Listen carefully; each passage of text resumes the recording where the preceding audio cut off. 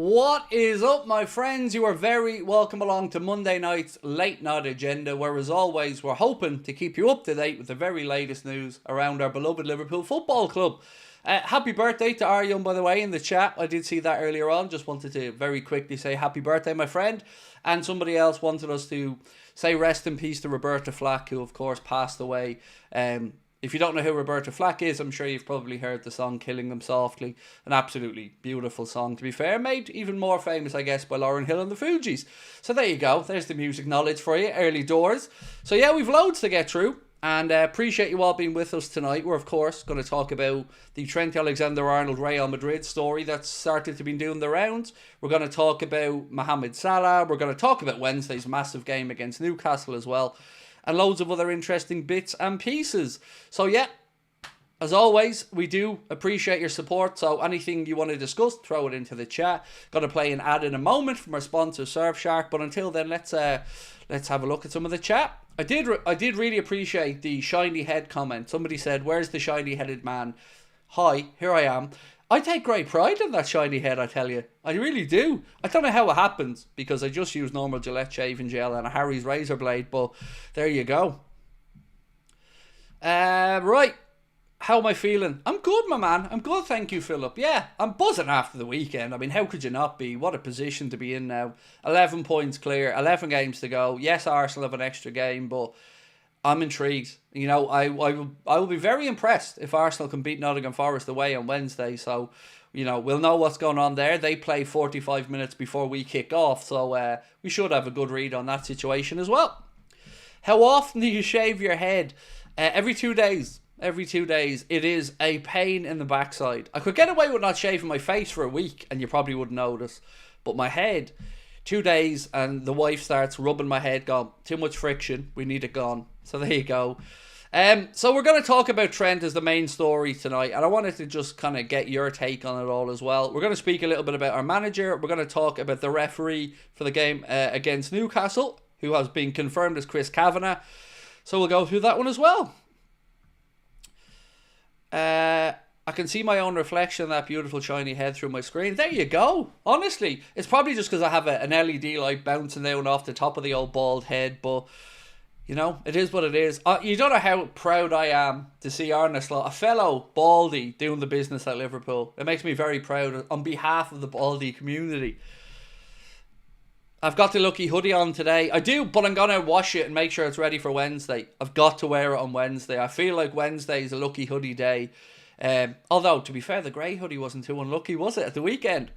So, right, let's get stuck into some of the news. And let's start off with a bit of an ode to our amazing captain, Virgil van Dijk, and the great season that he's having. The Premier League themselves posted this about Virgil. He has played 2,430 minutes this season, the most of any player in the Premier League.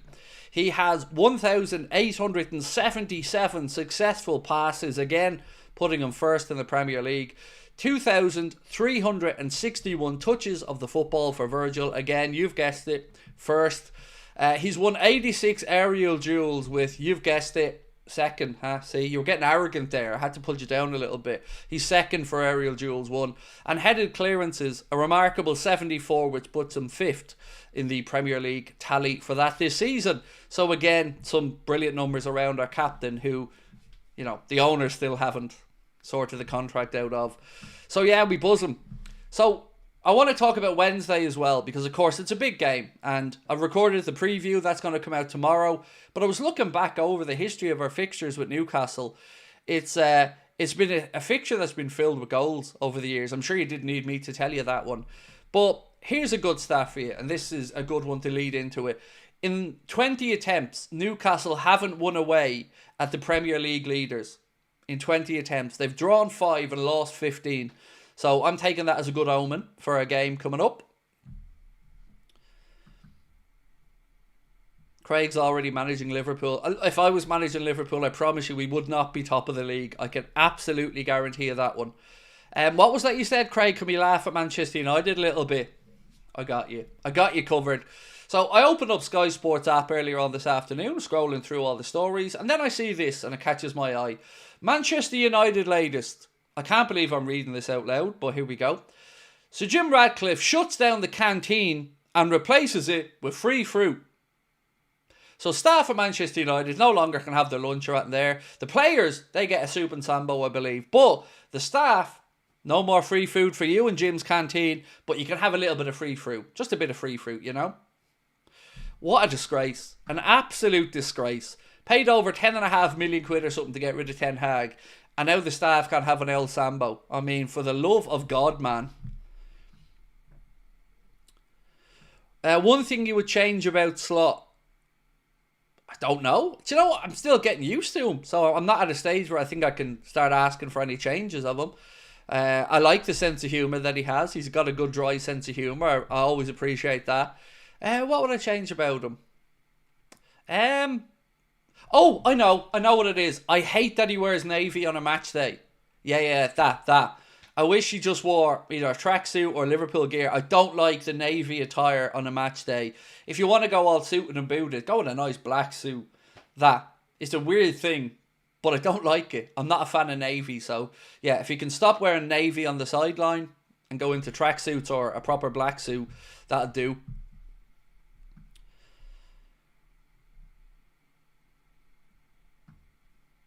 Is that legal? Yes. Nobody has to provide food for their staff. Nobody. I'm sure there'll still be options for them to buy stuff, but this is no more free lunches, which is absolutely, it's just embarrassing really, isn't it, for a club like Manchester United. Kobe Mastery said, Craig, it seems to amaze me that he, as Sir, no way he should be called that. Look, I'm not English or British, so it's not up to me to talk about who should be a sir and who shouldn't be. But I do agree with you. It doesn't feel befitting of somebody with the title sir, does it? To be taken away from, you know, the lowest on the food chain there, while executives and stuff have pissed away millions over the years. I'm with you on that one. Right, Cal, how are you, my man? First super chat of the night, Cal, thank you. Cal said, delighted United are woeful on the pitch. Heartbreaking, the hard-working staff are being made redundant due to owners' incompetence and greed. I've got some numbers for you, right, around that incompetence and greed. I want to read this out to you, and then I'm going to... Do you know what, actually?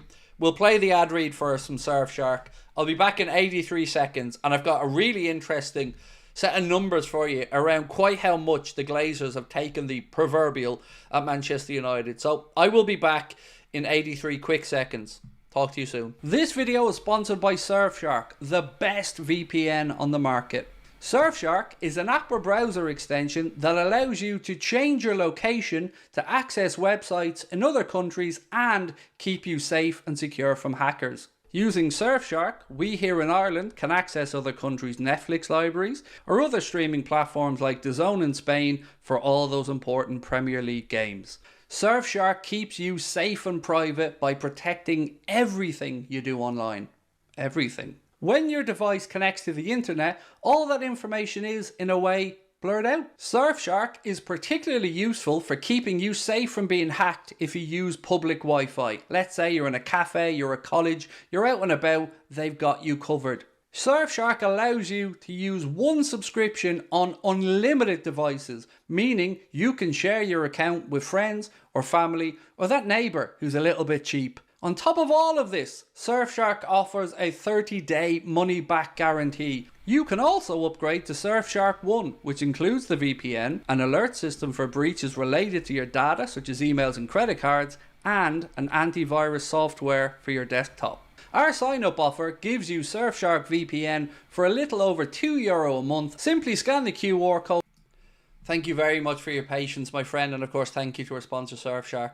Johnny said I hate sponsors. Yeah, sorry Johnny, but I hate working for free. So there you go, mate. You know, we could do what others have done, Johnny, and go behind paywalls and make people pay for content, but we've made a promise to everyone to not do that, and sponsors like Surfshark and Manscaped are what allows us to keep the lights on and keep these things going. So thank you to most people who understand the situation, and we do appreciate your continued support and of course the support of our sponsor Surfshark. By the way, I've just recorded a new Surfshark one, so you're going to get a fresh ad read soon. Right, I did promise you some numbers around the Glazers situation at Manchester United. When they bought the club, they borrowed £600 million to buy Manchester United back in the day. The club have paid back £834 million in interest alone on that debt. 19 years later, that £600 million that they borrowed, even after the £834 million in interest, has gone up to £731 million. The club was debt-free when the Glazers took it over. That is absolutely disgusting. So much so that the Premier League changed the rules after the Glazers takeover. No more leverage buyouts of football clubs because of their attitude. That is shocking, man. So much money there, just wasted. £1 billion basically. Nuts. Anyway, let's get cracking with the Liverpool story. So, we'll get into the main story tonight if you guys want, which is around Trent Alexander-Arnold. And we've all seen stuff over the last couple of days about whether Trent's going to go to Real Madrid or not. But I need to give you a bit more clarity on this one. So there's a few pieces doing the rounds that suggest that Trent and Real Madrid have already got a deal done. This piece here said, earlier this month, the Telegraph journalist Mike McGrath reported that Trent Alexander-Arnold had already decided to move to Real Madrid. There have been reports that the Premier League leaders are already looking at potential replacements for the 26-year-old right-back, with Flamengo star Wesley on Liverpool's radar. A Spanish report today has claimed that Real Madrid have everything tied up regarding bringing Trent to the Santiago Bernabeu as a free agent, just like other players Madrid have signed on free transfers in recent windows, namely Kylian Mbappe, Antonio Rudiger and David Alaba. Los Blancos are not going to announce the acquisition of Trent until the season is over, out of respect for Liverpool. Thoughts? So here's what I said to Connor earlier on, right? As fans, we don't know if this is real or not real. But what I also don't understand is how, in a world of the power football clubs have, that they allow this stuff to be written if it's false without pushback. I don't understand it. Like, if somebody was writing stuff like that about me or about you or about another company, you'd feel like, well, they should be brought to court over it if it isn't true. So the silence around these stories makes me wonder if it is true. Now, of course, I can't say that categorically. You don't know what's happening. But it starts to make sense in my mind. You know, we've said all the way through, the silence on this situation has been worrying for everybody. And I hope, beyond hope, that, again, Trent changes his mind or maybe hasn't made up his mind and he's going to stay. But I have to say, between these stories in the last day or two, between the Sam Wallace bit as well that said in the Telegraph that the perceived wisdom is that Trent Alexander-Arnold joins Real Madrid, we're not getting much. Can you stop banging the stairgate? What?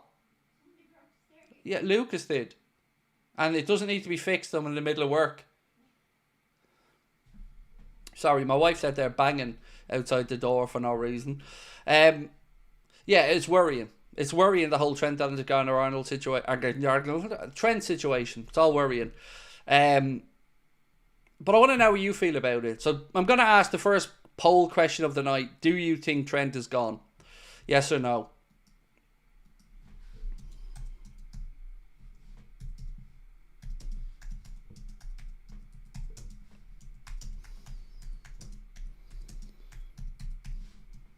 Cool. So, do you think Trent is gone? Yes or no?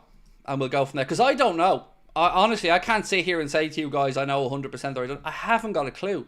But I know I don't like what I'm reading every day. I know I haven't said much positive about Trent in ages with regards to the contract, because honestly, I don't know what's going on. Nick, how are you, my friend? Hey Craig, did you see Klopp on Slot's transition as the modern day Shankly to Paisley? Do you see a world where Slot wins more than Klopp? I mean, I don't know. I really don't know what, like, I hate that comparing manager stuff. Now, I'm not saying, you know, you're wrong to do it, Nick, but I don't know yet, mate. You know, we're only in our first season with Arna.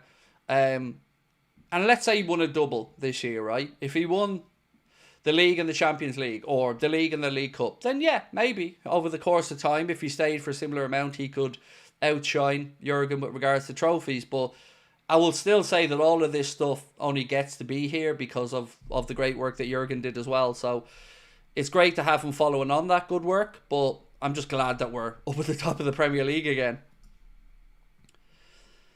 Who would you replace with Diaz if he goes? Who would I replace Diaz with? I mean, you'd look for somebody in an ideal world like Nico Williams, maybe somebody like that. But yeah, probably somebody like Nico Williams. I haven't really kept up on young wide players that Liverpool would be interested in. I've no idea, to be honest with you, because I'm more concerned about the contracts. You know, we're going to speak in a little while as well. I think Anthony Gordon's finished, by the way. I think the idea of that is done since he signed his new contract. Semenyo, Semenyo would be a good show, but is he not more? I don't really watch much of Semenyo at Bournemouth. Is he a left or right-sided player? Certainly an imposing player who has plenty of ability on the ball. I remember him rattling the post or bar against us from close distance as well. A big, tall fella. But yeah, I'm kind of relaxed about the left situation because we've got two good options at the minute. And if Lucho moves on, I think there are options out there in world football that we could bring them in. Gittins is another good show. I just think Anthony Gordon's one's gone. Alex Ellis said PSV winger. I can't think of his name off the top of my head now. What's his name? The young lad from PSV? Scored against us actually in the Champions League when we played them. Yes, thank you. Bakayoko, thank you. He's been somebody who's been linked with us, but again, if I'm being really honest with you, I haven't paid any attention to positions unless they're centre-back and left-back and maybe midfield, because they're the ones I think are the most important for us to resolve, even without selling anyone. You know, the striker situation is fairly straightforward. Sell Darwin, which we'll talk about tonight, and bring in whomever the club want. Whether that's Cunha, whether that's Isak, whether that's David, whether that's, I don't know, it won't be Gyökeres, so we can get that out there. I really don't know. For me, I just want Liverpool to get the contract sorted out and let me enjoy the rest of the season. Because I read something today, and it kind of wound me up a little bit. I'm trying to find it here in my notes. 1 second. Bear with me. I'm going to go through my notes to get this wording because it does my head in seeing the same stuff over and over again.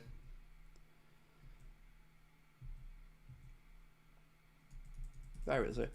There was basically a story saying the priority for Liverpool is to sort for Mohamed Salah and Virgil's contracts. And I was thinking, yeah, we've heard this since last summer. And it's getting embarrassing now. And then we've seen stories today as well around Ibrahima Konate. So here's a story from Paul Joyce that said Ibrahima Konate is yet to sign new terms offered to him and will soon be into the final year of his contract, with whispers growing about interest in the France centre-back from Paris Saint-Germain and possibly Real Madrid. Like, I just don't know why we do it to ourselves. You know, these are all fixable things. And, you know, people asked in the comments before we started the stream, are we lowballing Konate as well? And the honest answer is I can't say categorically, but you'd have to imagine yes. I can't see another reason he wouldn't sign, because he loves the club, the fans love him, he's a great age. It all just feels unnecessary. Shane, who's a United fan, said, my club is in the gutter. It makes me sick for all those who are made redundant because of greed. Clear the debt. It wouldn't need to happen. Ineos out, or Glinios, Glazers Ineos out. So another 150 to 200 redundancies announced by Manchester United are going to happen over the coming weeks. I feel United supporters pain in that regard. Look, whatever happens on the pitch, we'll banter each other. That's, you know, that happens. But as Shane said, you're talking about normal working class people here losing their jobs, not because of anything they did, because of the failures of those above them. It's shocking. Always the wealthy who are protected in these situations. The money paid out to Dan Ashworth, the money paid out to Eric Ten Hag. It's embarrassing. Do you think tariffs have an effect on the summer window? I don't know what you mean by tariffs. So I don't fully understand the question.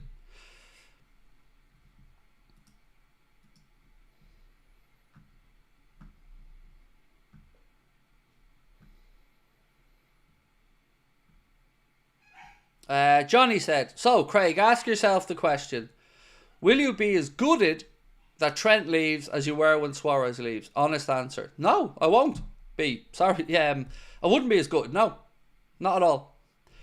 I'm not saying I'm right, Johnny, but of the three lads, he's the one that would cause me the least concern if we lost. Now, I don't want to lose any of them. I got to put that out there, Johnny. I want Trent to stay. But of the three of them, he's the one that I could cope with. The thing that annoys me most about that situation is that we don't get money from it. And that's the part that I really struggle with. The fact that Liverpool won't receive a transfer fee. That sucks.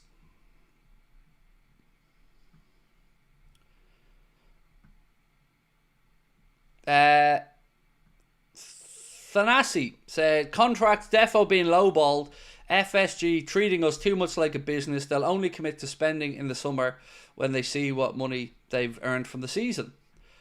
This whole situation, right, it's so difficult as a fan, isn't it? You know, we should be all just having a laugh and enjoying footy right now and enjoying where Liverpool are. But we can't do it. And I know there are people out there saying to us, come on lads, enjoy it. You're winning. What's there to be unhappy about? But we can all see these headaches on the horizon that are completely avoidable around Virgil and Mo particularly. But there is potentially a glimmer of hope in this regard, because there was a story, story today that says, now again, this is from Fakahe, so, you know, massive pinch of salt. Liverpool are on the brink of announcing a new deal for Mohamed Salah, a move that would secure the long-term future of their talismanic forward.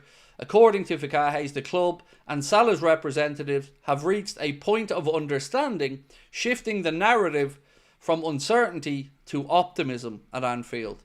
Now, I absolutely hope that for once, just for once, Fakahes gets something right, because that would be amazing. And there's no reason not to reward him. You know, we spoke last night. In fact, I did a segment that was just records Mo had broke on that day again. And it feels like every match day where the great man scores or assists, we have another set of statistics to throw at you around records he's broken. I just find it embarrassing. Embarrassing is the word I keep using around the owners, Hughes, Edwards, all of them on the contract situations. But if it gets done, happy days. If it gets done, we'll all be happy. I think Trent is getting afraid we don't care if he leaves. Plan backfired maybe, said Chilsheen. So, do you remember what I said about the Trent situation 3-4 months ago? I'm going to try to summarise it for you. I said, silence is great if he stays. But if he's silent and he leaves, everybody's going to feel like they've been hoodwinked. Everyone's going to feel like they've been strung along and played by Trent. And the situation will become way more toxic. And I stand over that. Now, I don't want people to say I want it to get toxic, because I don't. What I wanted was honesty and upfront communication to the fan base. But if these stories are true and he swans off in the summer, knowing that he had agreed this a long time ago, fans are going to be very, very frustrated at him, and his legacy is going to be somewhat tainted with a lot of fans. You know, that's the truth of it. And anybody who tries to say otherwise is deluded. Because I've sat back and I've watched journalists on Sky Sports and others say that Liverpool fans should applaud Trent and thank him for his service to the club. And if he goes off with a league title, Liverpool fans won't be at all upset about it. Really? Really? If he had to come out, I don't know, at Christmas time and said that he wanted to move in the summer and that he'd made his mind up, I think that would have been a way better situation for Trent, because people would have just enjoyed his last few months. But now what you see is Trent getting scrutinised every single game. Any mistake he makes, hell, even the 4-4 tunes video this week, did you see the one after the City game? They were having a very understandable laugh with the Trent situation with Doku. I think he's digging a hole for himself if he leaves now. But again, it's not my place to make his decisions for him.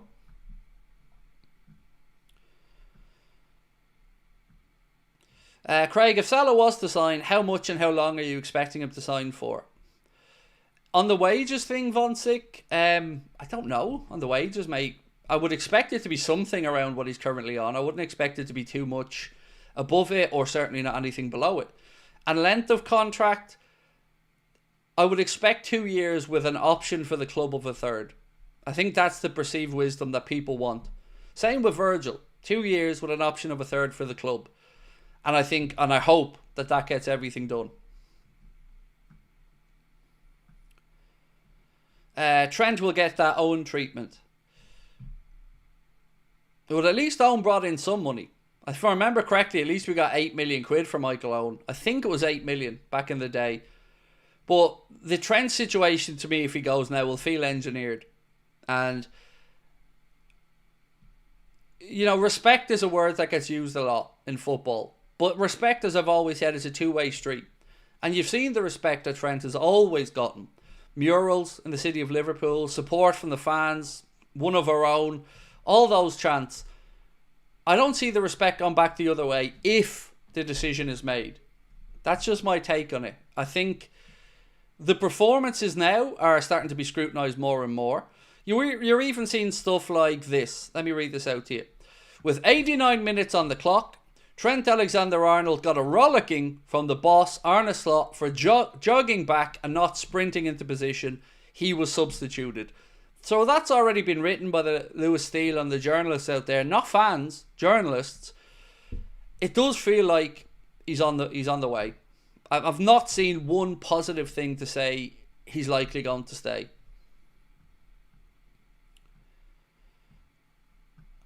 The problem with Trent going is that there's no good right backs out there to come in to challenge Bradley.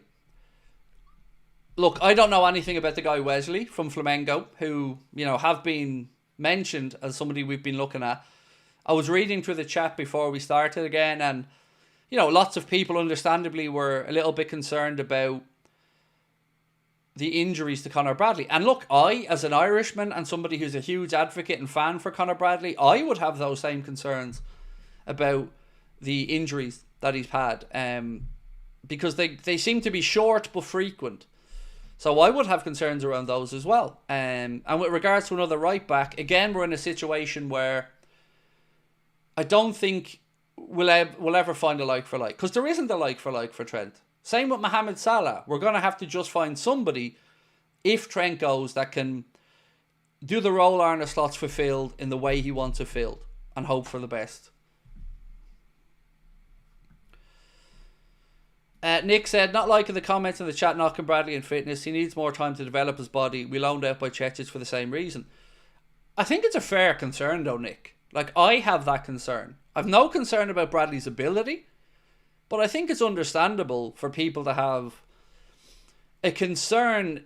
Is it growing pains? And if it is, and it is a situation, as you said, that's happened with Bajcetic, I think it happened with Stevie G before as well, we can work around that and we can figure it out. But we don't know that because, you know, we don't have the medical information. And nor should we, by the way, as well. Well, I put one comment about Paul Joyce being an FSG propaganda mouthpiece on X. I feel Ibu, Trent and VVD are gone. No more X. So, you should get off X, to be honest with you, because it's a cesspool. I hate it. Like all social media. But that's the joy, you know. Paul Joyce, by the way, is an Everton fan. I'm sure you're probably aware of that already, but I don't know what to say. You know my thoughts on journalists. And here's the thing I said, Benjamin, last night. Like we all have agreed, we know what was written in the summer when Hughes came into the club. That top of his to-do list were the contracts. So what I don't understand, Benjamin, is why there's been no pushback from the journalists or other people in the media as to why he's failed miserably in doing what was tasked as his top priority, which was sorting the contract of the three lads out. That frustrates me as a fan, because, you know, if it's top priority and he hasn't done it, we have to then start to say, has he failed in it? What's going on? I think that's a fair, valid question for fans to ask. But you need it to be asked by those who have access. X is so toxic to add no more. It is. I left X/Twitter about 2.5 years ago, and I've never gone back onto it, nor will I ever. And I don't miss it one bit. Soren, thank you, my friend, said, hey Craig, still think Mo and VVD will stay. Do you think that there is a chance that Arnold doesn't want Trent to stay, that he wants a more straight up defender? Congrats on getting 300k subs. I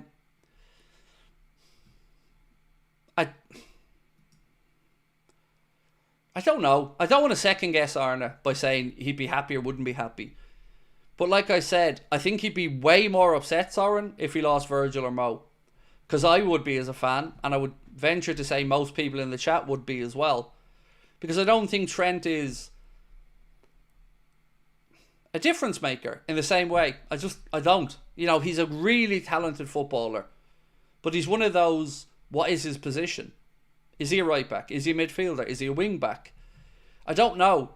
But I do agree that I'm fed up of seeing some of the lazy jogging back. But on that, to give Trent his credit, which one was this? There was an attack we had against Man City that Trent deserved a lot of credit for, and it was highlighted on Match of the Day. He starts the move and ends the move with a cross that was blocked in. So he starts it deep inside our own half by playing a good ball, continues and sprints all the way down the right. The ball eventually comes to Mohamed Salah, I think it is, who plays it down the line. Trent gets a cross in and it's blocked. That was good work and hard work from Trent. So, you know, for all the things that people criticise him for, I think it's only fair that we also highlight the good stuff that he does.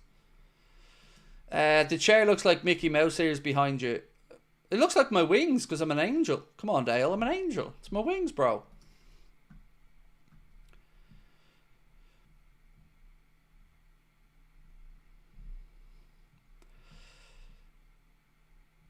Mario said, can't believe we're even talking about this in February. Should have been done in August, September. By the way, while we're talking about relationships out there on the pitch, I read a good piece today talking about the blossoming, I think it was John Aldridge again actually in the Echo, talking about that blossoming relationship between Mohamed Salah and Dominic Szoboszlai, because their understanding is so good. You know, I'm sure you've all noticed it as well, but it feels like in recent times Mo and Dom are on the same wavelength, and there's been some really impressive play between the two of them, and it's so great to see.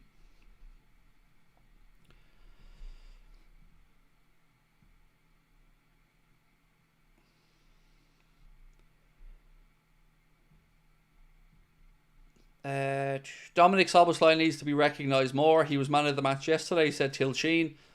I thought he was outstanding. I'm absolutely a Szoboszlai sexual at this point, lads. I love the man. I think he's brilliant. And you could see how shattered he was yesterday at the end of that game against Man City. Just collapsed on a heap on the ground because, you know, we want players to play for the badge. You know, for me, I'll forgive a lot from a footballer at Liverpool if you see them breaking their neck to get up and back. And I don't see how you couldn't be impressed with him this season. He has started to deliver everything we thought he was possible with him. And under Arne Slot, he's going on leaps and bounds again. It's just incredible. And to think this man hasn't even got near his peak yet, it's just brilliant, man. What a player. What a player.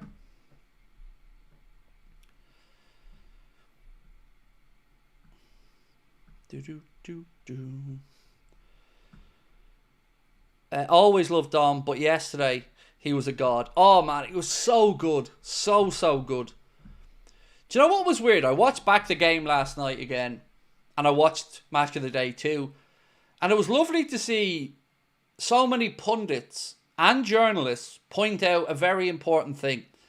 That yesterday's game against Manchester City was a great example of ignoring statistics in football. Because if somebody showed you on paper that game yesterday between Liverpool and Man City, you would think that Manchester City were really hard done by. But watching it, it was massively controlled by Liverpool. The structure defensively was incredible. Every single person was in position when they needed to be. And we sat back in the second half and soaked up everything that they had to throw at us. and they delivered nothing. It was brilliant, and it was good to see so many people in the media talking about that, how well controlled that game was yesterday by Liverpool, because not for 1 second did I ever feel nervous yesterday. And I don't remember saying that about a game with the Etihad before. We just controlled it, and it almost felt like, excuse me, if they scored, we'd just go up the other end and get another one. That's how it felt to me. It felt like we were so confident they weren't going to break us down that we dropped into a low block and said, come on then. And we'll talk about Trent being beaten by Doku or whatever, but he did nothing with the ball. Absolutely nothing.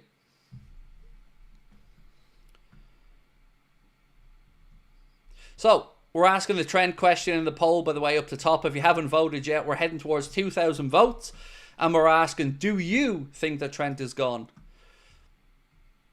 What's this that Mark sent me?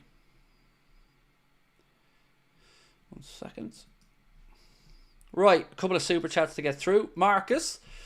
Slot inherited a team that finished below this Arsenal team 2 years in a row, then bought nobody and is on course to win a major trophy in his first season. Just let that sink in. Yep. It's incredible what he's done. Absolutely incredible.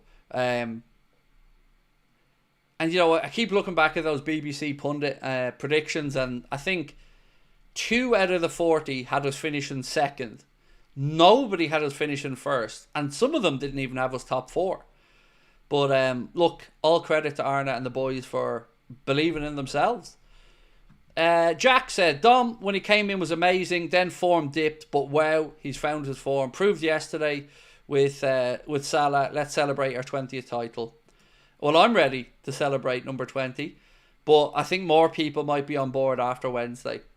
I think Wednesday could be another pivotal day in the title race, because I'm not confident that Arsenal are going to beat Forest away. I haven't. I think we could have an even bigger gap by the end of Wednesday. Soren said, also speaking about defending, I hope we get a DM in the summer, but I want to keep Endo to see out games like he did yesterday. He was a beast. I'm glad you brought that up. He was. It's very rare I'll ever give anybody an 8 in a player ratings when they come off the bench as a sub. But I felt like I had to do it yesterday for Watoro, because, like you said, he came off the bench and did exactly what was asked of him and went about his business professionally, as he always does. So yeah, I'm glad you brought that up, Soren, and totally agree with you. But on the DM part, right, I agree, but with one caveat. If Arne Slot came out at the end of the season and said, I'm not bringing in another midfielder because that midfielder is going to be Stefan Bajcetic, I won't complain about it. Genuinely, I won't. Are there better players out there than Bajcetic? Potentially, yes. But I do believe in his talents. And all I've wanted was the ability for Ryan Gravenberch to be able to be taken out for a few games, to rotate and rest. And if Arne thinks it's Stefan Bajcetic, then no problem. Stefan Bajcetic, even with the experience of Endo there as well, I'd be fine with that. But that's just my opinion on it, because that's how much ability I think Stefan has. But it's up to Arne to make that decision.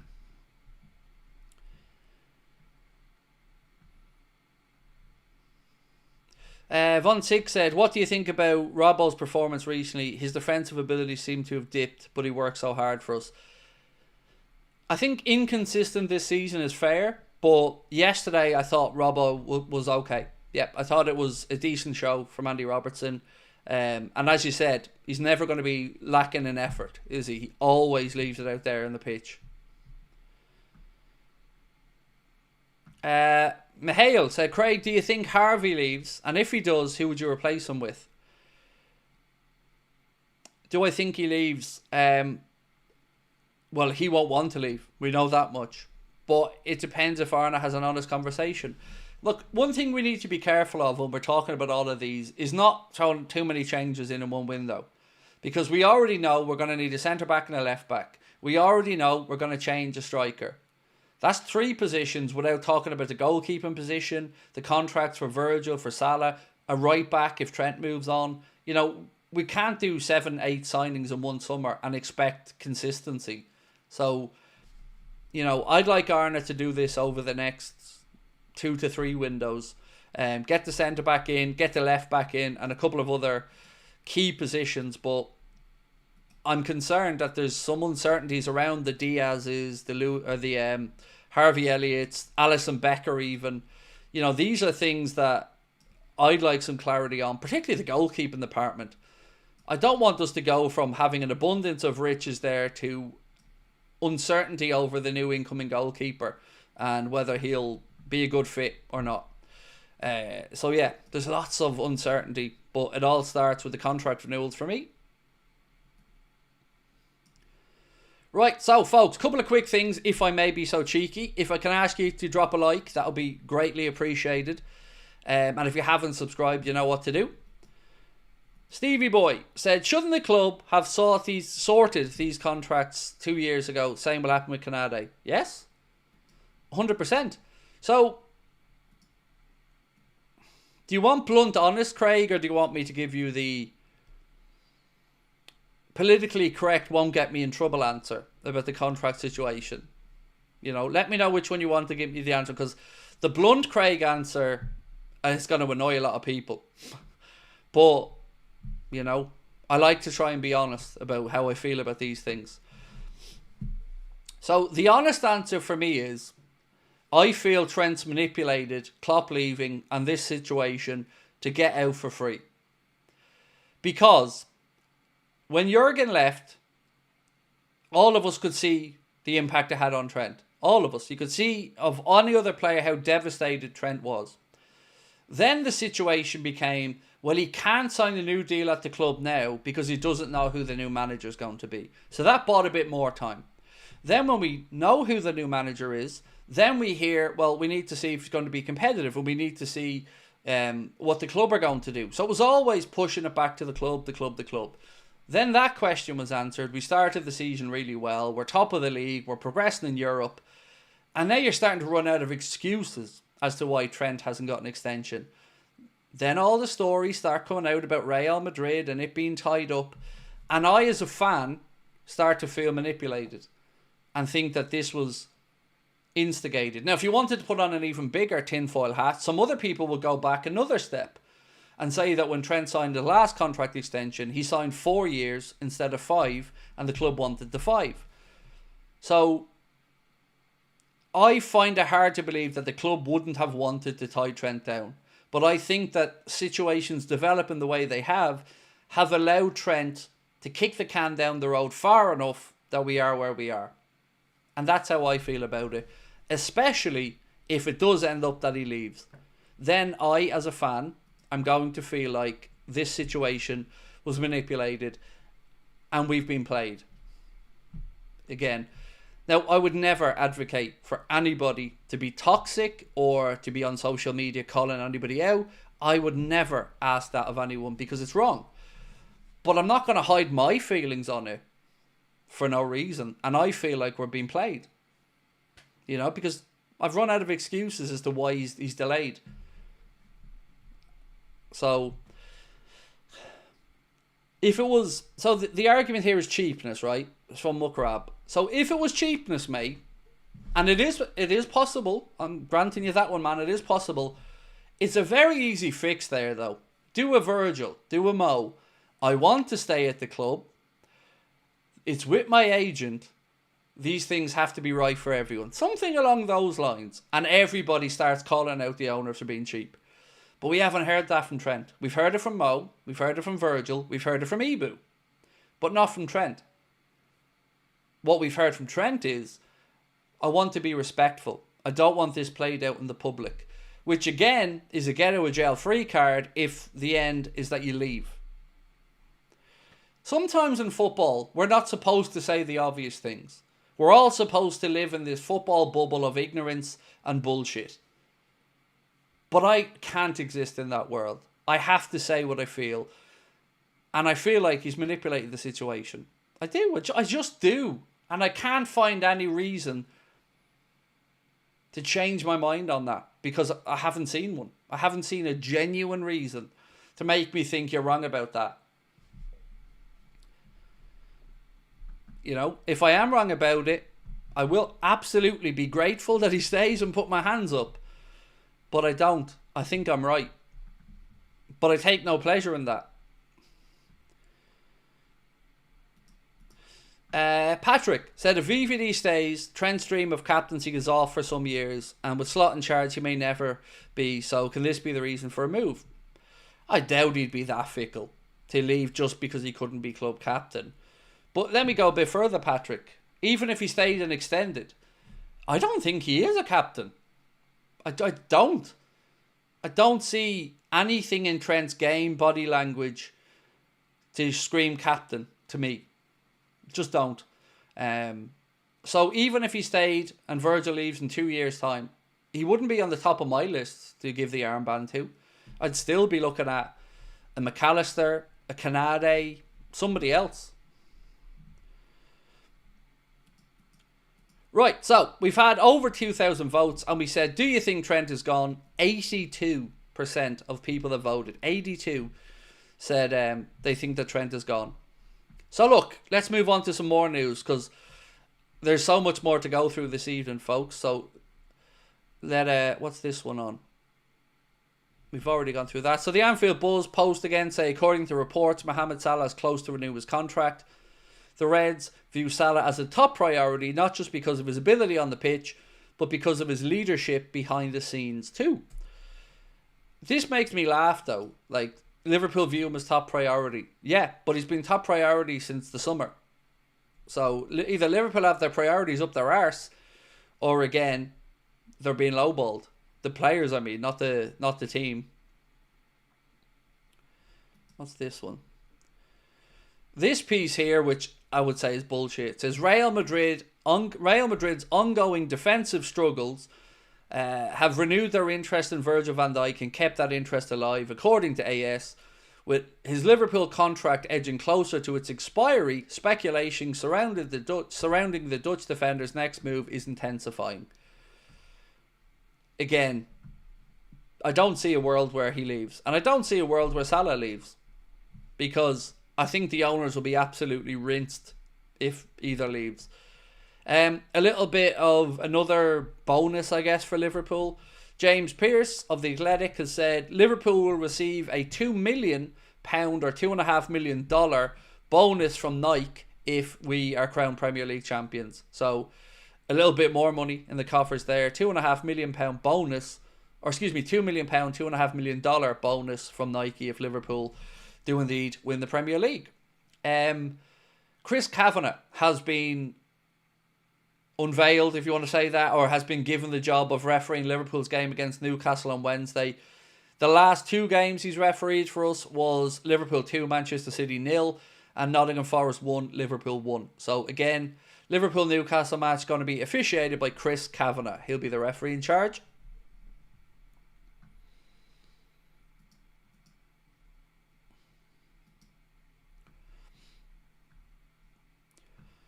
£2 million for the owners to spend on themselves. I have no idea what will happen with the money. You know, I'm just letting you know that there is a bonus there. Another bit of stating the bleeding obvious here from Paul Joyce, which is Darwin Núñez looks likely to leave Liverpool in the summer. Brilliant. Top reporting that. But, you know, there you go. Now, I told everybody that 4 months ago. And a lot of people didn't want to hear it. And a lot of people get angry at me about these things. But it's been known for ages that Darwin's going. And there is no fixing the situation now. Whatever happens in the summer, Darwin's going to be off. But the interesting one is what happens with Diogo Jota. Another story here from Paul Joyce that said Liverpool have been studying options such as Bournemouth's Milos Kerkez and Ajax's Jorel Haddo, amongst others. So I'd love us to bring in Huijsen and Kerkez from Bournemouth. The reason I would edge with Huijsen over Hatto is the Premier League experience. But either way, I'm happy to go with whoever Arne Slot wants. But that's what I think will likely happen. Now, I'm speaking with Ben Bolshak. Excuse my pronunciation on that again. Tomorrow, and that video is going to be out on Wednesday. And we're going to be talking about Milos Kerkez. He's a Hungarian journalist. So we're going to be talking about Milos Kerkez. We're going to be speaking about Dominik Szoboszlai and about that story that came out from the Egyptian journalist about Mo's contract offer being well below what he's currently on. Excuse me.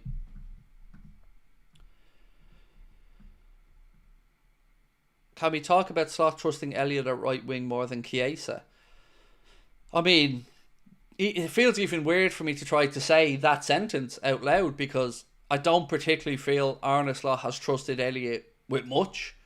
But I've been left in no doubt in my mind that Arne Slot had no interest in signing Chiesa. You know, because if he did, he would have found ways to implement them more at this point. But he hasn't. And I know he has to be professional. And I know he has to say the right things in front of the camera. Of course he does. That's his job. But we can be honest as fans. And it feels to me like he'd no intention of wanting Chiesa. And that it was an opportunistic signing that Hughes or Edwards or FSG or somebody in the recruitment team thought this is worth a punt. And I totally get that. I have no problem with that punt.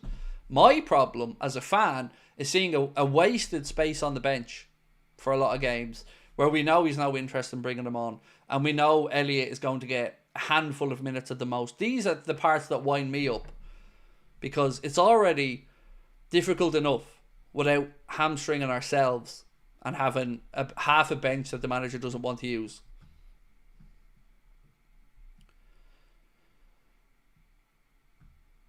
Von Six said, feels like we haven't had a consistent number 9 for a while now. If one of Jota or Núñez leaves, are we looking to sign a new number 9? 100% yes. 100% yes. Of the two of them, Darwin is the one I think will go. Is there a world where both goes? I can only see one situation. And that would be if Liverpool put a lot of effort into signing the striker that Arne wants, whomever that is, whether it's Isak, Cunha, whoever. And then I wonder, will we see Jayden Danns brought into the squad again and promoted up to be the backup striker or the alternative striker? There's a lot of big decisions to be made by Arne over the summer, but at some point we do have to look at these fringe young players and think, are we going to back them to deliver and start to put them into the first team squad more? You know, it's a tough balancing act for a coach because you got to be consistent. You got to be near the top of the Prem. You got to be progressing in Europe.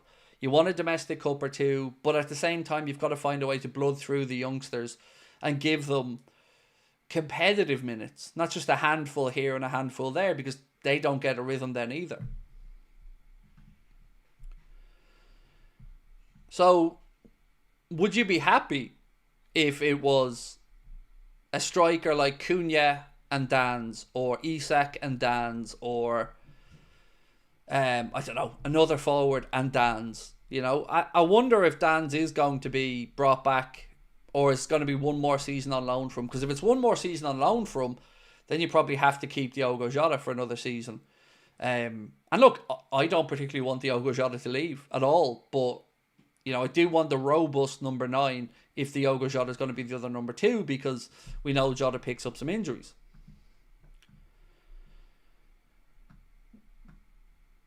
What's your priority of order for selling Núñez, Chiesa, Diaz and Jota? Exactly as you've written it. Exactly as you've written it, Darshan. That would be the order I'd put it in. Exactly as you've written it. Darwin first because he brings in the most money. Chiesa next because, well, the manager just doesn't trust them. But look, I'm open to Arne saying, look, I couldn't utilise him this season, but let's give Federico a full pre-season and I promise you we'll be using him more next year. I'd have no issue with that either. Does Danns have enough experience on that level to compete? Jota was unfit again yesterday. Think of his fitness. I don't know, but look at it this way. Kobe Mainoo at Manchester United. Wanyeri at Arsenal. I know different positions. I'm just talking about younger players who have been put in and given it. Miles Lewis Skelly, another one. So at some point, you've got to just trust that they're football and education and they're ready, you know? Otherwise, you're just going to keep producing youngsters to farm out on loan. It doesn't really work and benefit anyone. Rico Lewis, yeah, exactly. There's plenty of examples of Premier League clubs finding ways to ease in youngsters over the course of a season or two. My own gut feeling, for what it's worth, and don't take this as Craig said this, if I was to put 50 quid right now on a signing through the middle, I'd be putting my money on Cunha. For two reasons. One, it's a lot easier of a deal to get done. And two, it will cost a lot less money than Isak would. So I think that would be more likely for me, just as a guess. And it is a guess because I've no inside information to suggest that he's the target, but I just think he could be one that would suit our system. QA95 said he's not good enough. See, what we need to understand is, what does Arne Slot want from his number 9? I think that's the question that we need to ask ourselves here. So, does he want a number 9 that's just going to come in and score goals, like a Haaland or an Isak? Or does he want a number 9 that can play the role a little bit differently, dropping deeper at times, to create pockets of space for the wide players to come inside, or to create a third man run from a Jones or a Dominic Szoboszlai? So, it's easy just talking about, Harry Kane's or Isak's or Haaland, who are just goal scoring machines. And look, there's a bit more to Isak's game, in fairness, than just goal scoring, but robustness is another important thing. And if Newcastle get Champions League football, you're not getting Isak out of there. They won't need the money, and he'll be satisfied that he'll be playing in the Champions League. So I just don't see Isak as being a feasible signing for Liverpool. Not with the money Newcastle are going to ask.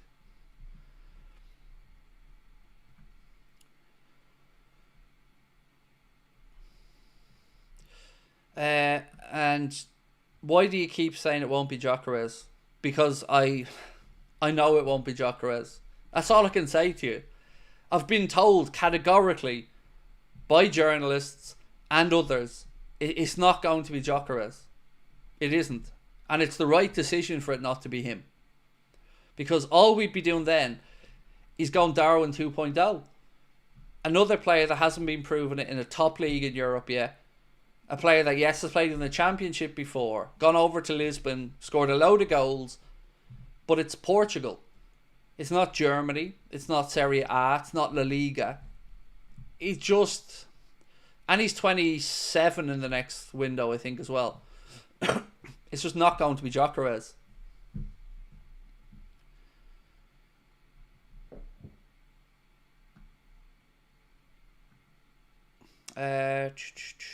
Who would you get in as a replacement for Trent? Honestly, man, I don't know. A name that's been mentioned has been Wesley from Flamenco, but I have no idea about that lad at all. I know nothing about him. What's this one? Sorry, I'm about just to read something out here.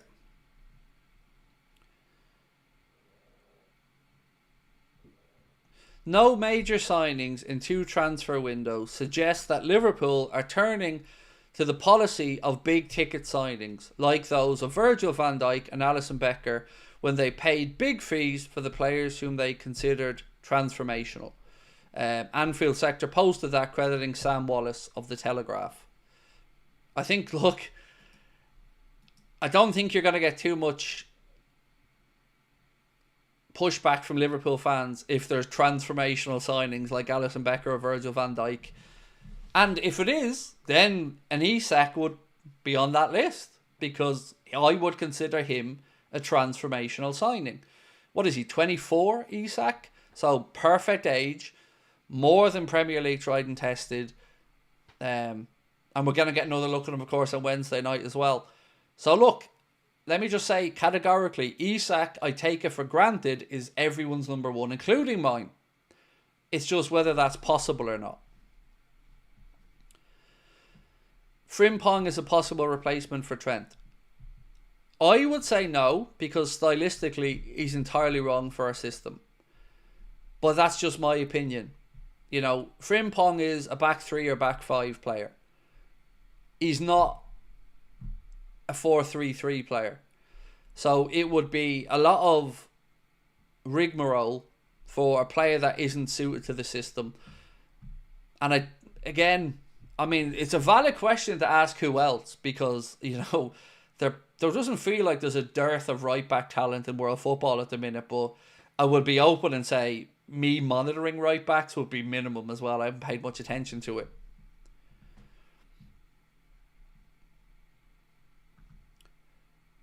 If Trent leaves, who do you make captain? Virgil. After Virgil, I'd be thinking Maka, Kanade, one of those, just off the top of my head.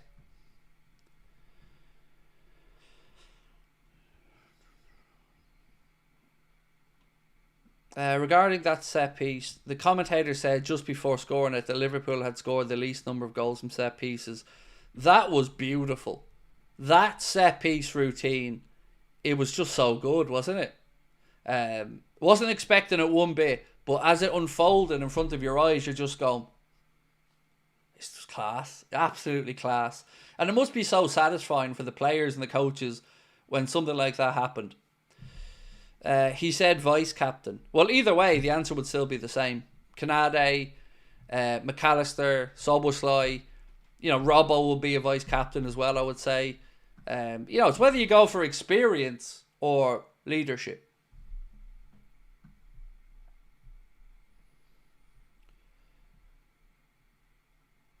We have to look at it as replacing a position, not replacing Trent. I agree, Biggie Mo. Absolutely agree with you, bro.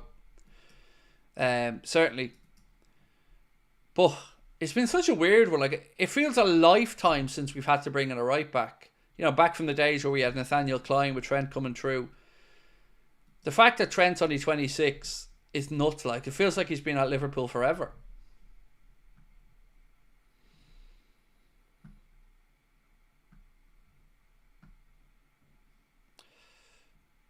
We are class. Want us to build on this season and challenge for the 21st. Oh, Jimbo Jones, man, that's my dream.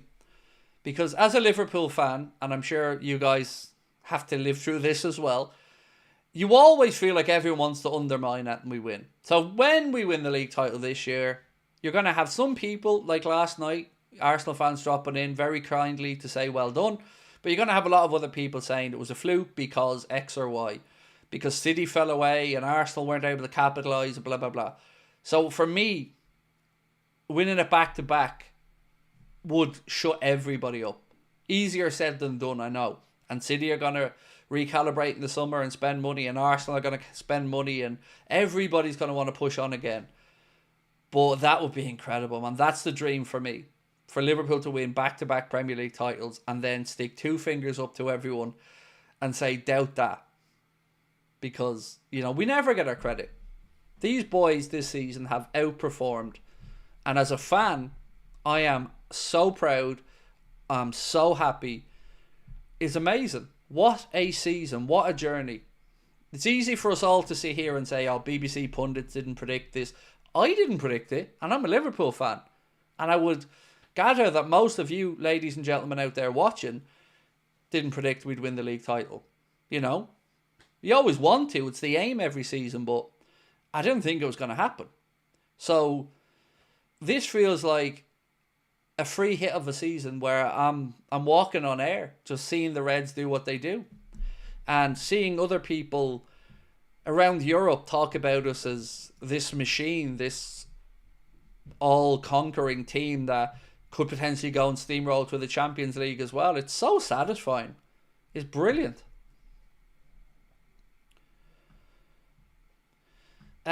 Big LC said, Craig, found out I've been following this channel since 2019. Crazy how far it has come.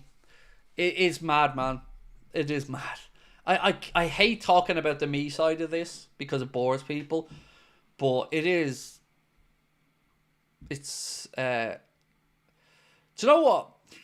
Again, I'm going to get myself in trouble. Do you know what makes it all the more satisfying for me and for Connor? Nobody's given us a hand. So if you look at a lot of other established channels, and I'm not just talking about the Liverpool world, and I certainly would give credit to the United Stand in this regard as well, even though, you know my thoughts on Goldbridge, but nothing's been given to them. Nothing. They went out and despite a lot of stuff against them, delivered. Nothing's been given to us. No highlighted in magazines or newspapers, no TV appearances, nothing. We built it with you guys from the ground up, and it's incredible. And it's something we're so proud of. But the most important part of it all, it's that we're community led. I couldn't make content in the way other people do, with just having my own thoughts and talking. I need you guys, because without you, I don't feel as attached to what we're doing. So I love our community, and that's what makes this channel different for me. Would you take Reece James? God, no. There's no. You said if he could stay fit. He can't. So, no. He's a great footballer, Reece James, but he cannot stay fit.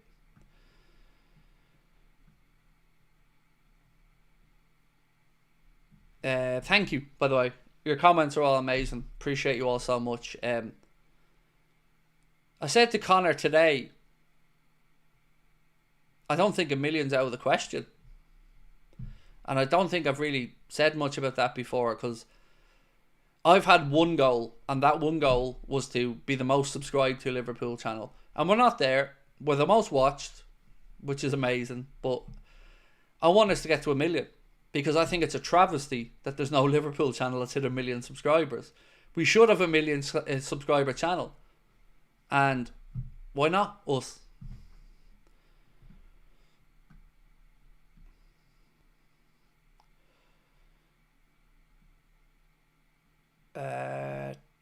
Trent's not just a right back. His passing accuracy is something else and would be so hard to match.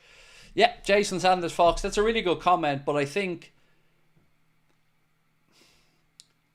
somebody got it right in the comments earlier on when they said we can't look at replacing Trent, we have to look at replacing a position. And I think that's spot on, because you're absolutely right. The caliber of passing, the range that Trent has, we're not going to find another right back that can do that. But we do have centre backs that can do it to an extent. We don't really talk as much about Virgil's ability. And I've seen a lot of line breaking passes from Canade recently as well. So I think the slack can be picked up elsewhere from that. And I would personally prefer us to have a right back who is a better one-on-one defender or a better defensive right back than Trent is. And I'm not saying Trent's a terrible defensive right back, because he isn't. But there are better ones out there.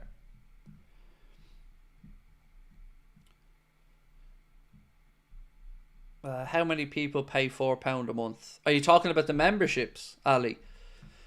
It varies each month. Around 1,000, maybe? Something like that. But when you see 1,000 members, not all of those members have paid £4 as an example. Because Brian, let's say if he gifted 50, I don't know what the cost is for 50 memberships, but I know it's reduced. And then after that, you get YouTube's take. So YouTube takes a cut. So, I think it's about 1,000, there or thereabouts. What that means financially, I don't know. I don't actually know.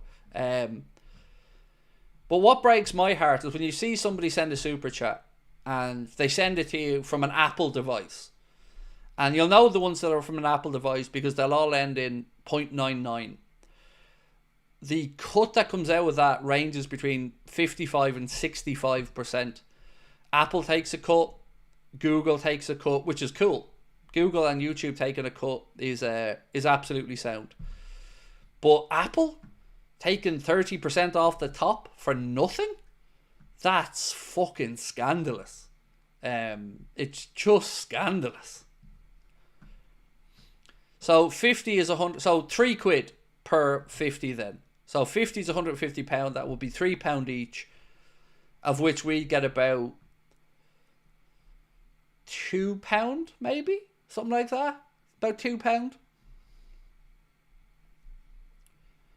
Like, I'm always open to being transparent about stuff like this. So any questions you ever have, fire them at me. I want people to understand the industry and the YouTube side of this as much as they can. So any questions you ever have, if I don't want to answer them, I won't answer them. But feel free to ask. Do you take direct donations? No, we don't. We don't. The only goal that we have on this channel is to make sure that we can pay our bills and keep reinvesting in some technology. That's it. End of. After that, I'm not arsed. Don't want to be a millionaire. Couldn't be bothered about it. I'm not a money-driven person. What I get from this channel on a human perspective, with the relationships with you guys, is worth more to me than the money side of it. It gives me a sense of purpose and belonging in life, and I love you all for it.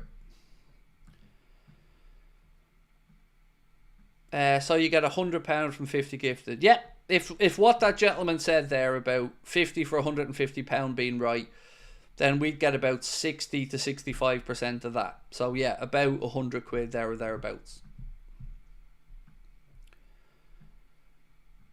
When is the Newcastle preview? I recorded it earlier on, and it will be coming out at 10 a.m. in the morning. So how do super chats work? A normal super chat, let's say, I'll give you an example. Right, this one. So this one here came in from Stevie Boy, and he didn't use an Apple device, as you can see, because it's a straight 5.00. So in that regard, we'd see about, and that's in Australian dollars, about 350 of that would probably make it. Be 325, 350 would make its way to us from something like that. Callum Morris, man, thank you for gifting a membership. Appreciate you.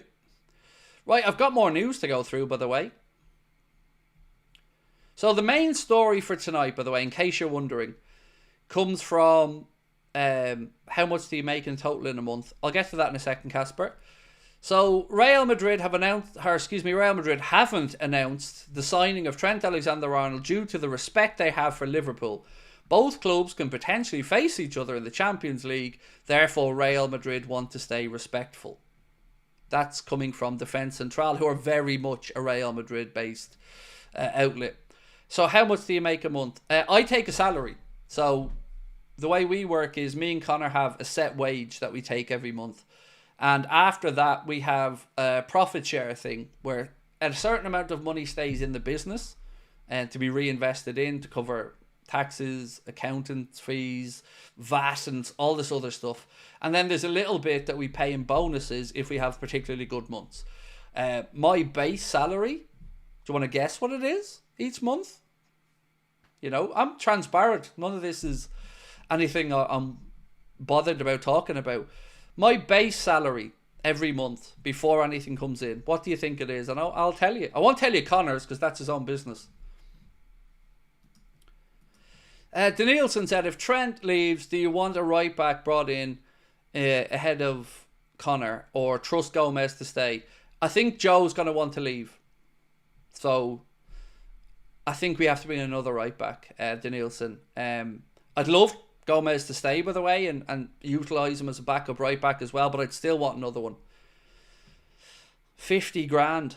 No, you're most of the right. I take €3,500 a month as my salary. Before a bonus or whatever. So 3,500 a month, which is what, 42,000 a year in euro. And then we've got parts on top of that are bonuses and stuff like that. So yeah, about 42,000 euro a year. Before any bonuses and stuff like that. Like, yeah, this is my job, so you're the only YouTuber ever to be open about earnings. I don't see what there is to be embarrassed about with it. Like, if I was interested in money, I'd have sold this channel and I'd have gone working for one of the offers that I've had in the last 2 years that would have made me over 100 grand a year. But I turned them down because this is not just about money for me.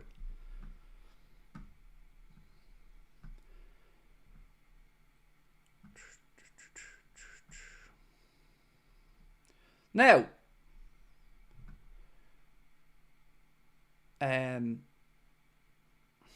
what was the other thing I was going to say? I can't remember.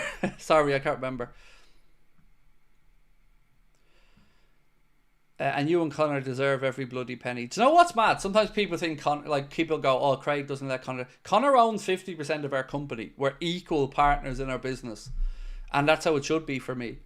Now, I'll never tell you Connor's side of money because that's his own business. But, you know, I've no problem talking about my side of it because I don't see what the problem is with being transparent. I mean, I hope to sit here one day and tell you, I don't know, maybe I've made 200 grand in a year or something, but I don't know. I don't care about money. I don't. As long as I can go on a holiday with my family and pay the bills, I don't give a shit about money. I wear Adidas tracksuits and I'm a boring fecker, so...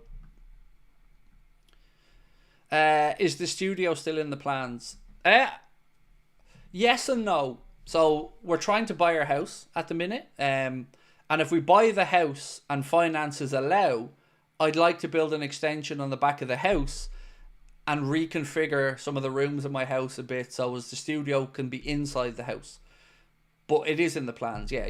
Of course, I'd love to be able to have a room where I don't have to, you know, take over the living room.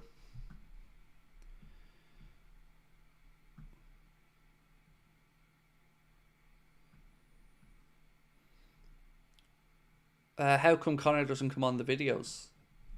He's not fussed about being on camera or anything. Like, Connor couldn't do what I do, and I couldn't do what Connor can do. That's why the two of us together work.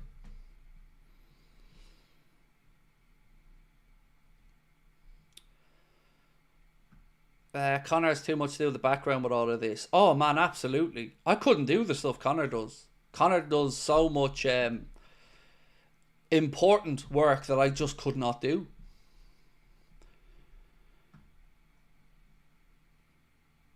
Do you have a channel savings account or anything? Yeah, we do. We invest money back into the company every month. So I told you that I take that salary and Connor takes his own salary. But 100% we put money back into the company every month for, like you've said, equipment, taxes, other expenses, freelance stuff you get people in and stuff to do. Are you literally in your lounge now? Yeah. So I'm in an alcove in the corner of my living room and I have a 6.5 foot green screen behind me. And yeah, I'm in my living room. That's where I do all my work from. James said, if you've went over the Trent stuff, can you go over it again? No problem, buddy. Let me get this up for you. So, 1 second here, mate. I just want to get the right story open for you so I can recap it properly. Right, cool. So, it's kind of a couple of stories amalgamated together to give you this story, James. But this said, earlier this month, the Telegraph journalist Mike McGrath reported that Trent Alexander-Arnold has already decided to move to Madrid. There have been reports that the Premier League leaders are already looking for potential replacements for the 26-year-old right-back, with Flamengo star Wesley on Liverpool's radar.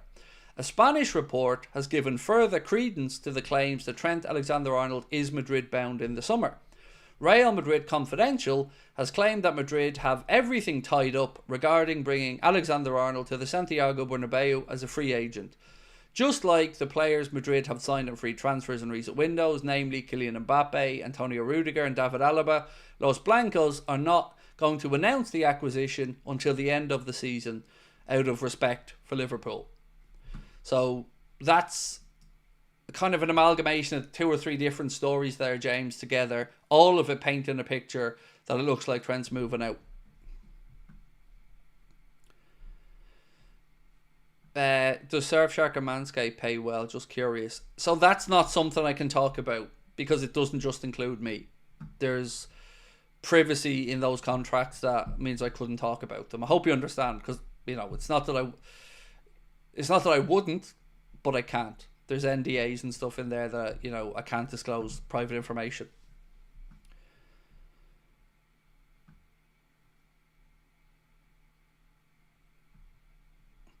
Opta Analyst says at 96.69. I think is it not 95.69? But either way, it's about 96%. Which is crazy, isn't it? I think before the weekend, if my memory's right. Actually, so I think I have the stats here. Hang on. 1 sec. I remember reading these out yesterday. Yeah. So, as you said, Opta Analyst before the weekend's games for Arsenal and West Ham and Liverpool and City, Liverpool had, according to the Opta analyst, 84.7% chance, and Arsenal had a 15.2% chance.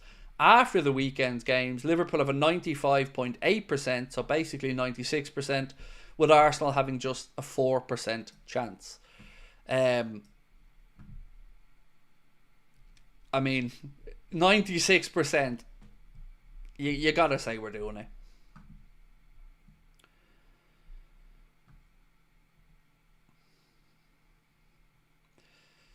How much taxes do I pay on that 3.5k? So the honest answer, William, is my salary is very rarely just the 3.5k. That's my base salary before any bonuses. Usually pay, I think, about... See, we've got USC, PRSI and PAYE here in Ireland. So we've got pay-as-you-earn taxes, we've got universal social charge and pay-related social insurance. I think about 1,500-1,600 quid a month, roughly, there or thereabouts.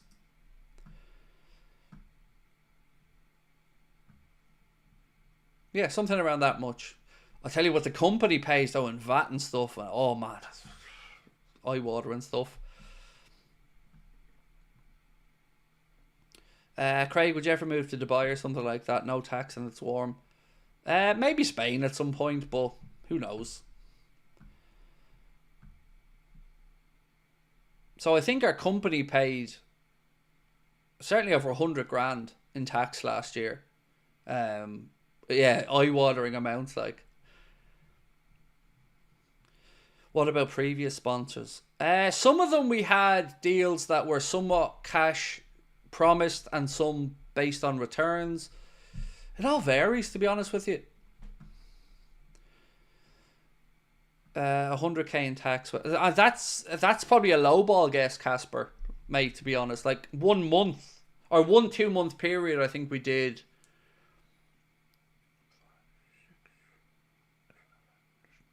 I think we did 13 grand between VAT and tax in 1 month or 1-2 month period. It's that's why you've got an accountant, you know. As long as I don't have letters coming in the door demanding tax from me, I'm fine. That's what the accountant's there for. What's the company valued at? About 1.2 million euro, in and around that. Yeah, the last valuation was about just shy of 1.2 million euro. We did have an offer before that valued us somewhere between 600 and 700 grand, and again, no interest. Because what do you do? Do you know? Sell it, pay the tax, move on. I don't know. This means more to me than money.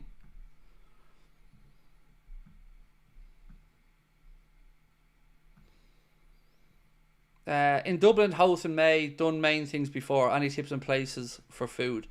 Out in Howth, I wouldn't have a clue. You know, I grew up on the complete opposite side of Dublin, out in Shankill. If you're in the city centre, I'd say go to Tomahawk if you like your steak, because it's my favourite steakhouse in Dublin, so that's where we try to go to.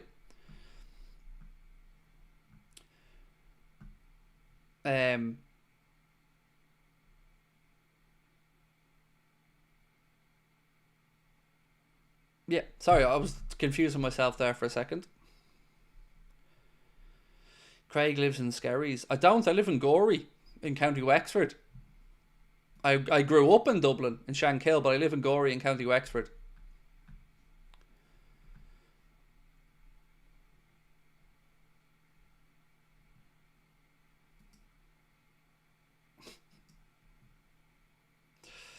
Footy does edit said, no one likes you, Salah is cooked. Your mum loves me though.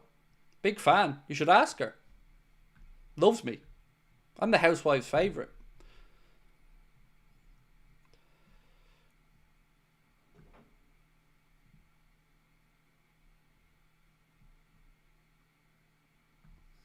PSG prediction. Oh, I don't know.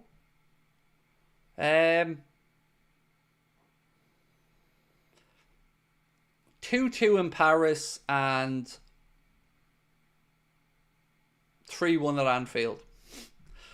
Yeah, I think a score draw maybe in Paris and then we beat them at home.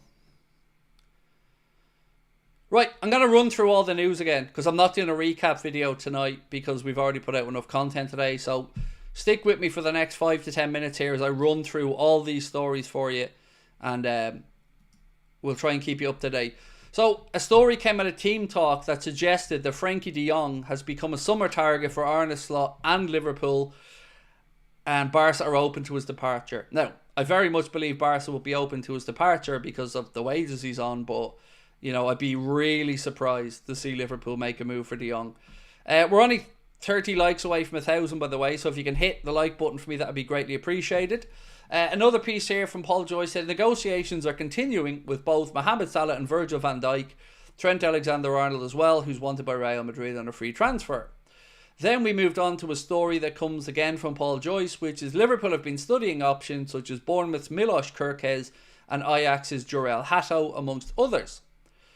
58 is a number that Optaplay put up. 58. Mohamed Salah has created more chances in open play than any other player across Europe's big 5 leagues this season. 58. That's incredible from Mo.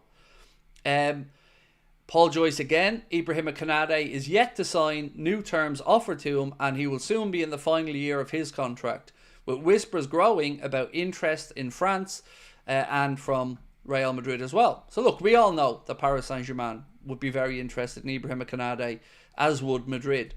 But what we also know is he's a Liverpool player and he likes playing at Liverpool.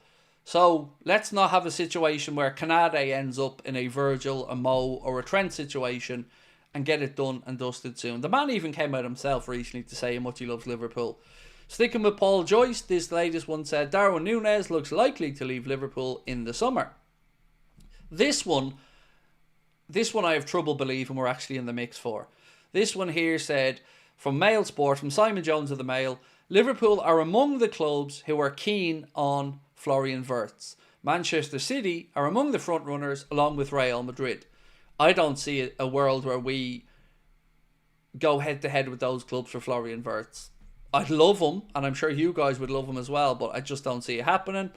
Then we had the story from Defense Central to say Real Madrid haven't announced the signing of Trent due to the respect they have for Liverpool. Both clubs can potentially face each other in the Champions League.